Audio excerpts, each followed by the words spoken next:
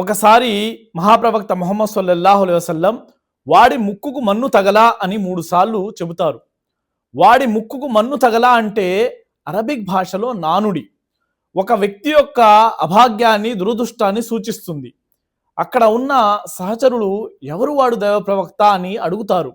అప్పుడు మహాప్రవక్త ముహమ్మద్ సల్లల్లాహు అలైహి వసల్లం తెలియజేస్తారు, మన్ అదరక వాలిదైహి ఇందల్ కిబరి అహదహుమా ఔ కిలైహిమా సుమ్మ లం యద్ఖులుల్ జన్న.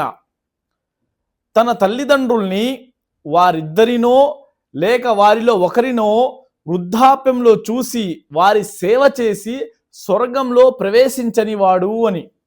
అంటే వృద్ధాప్యంలో ఉన్న తల్లిదండ్రులను సేవ చేయమని, ఆ విధంగా సేవ చేస్తే మీరు స్వర్గంలో ప్రవేశిస్తారని ఇస్లాం ధర్మం తెలియజేస్తుంది.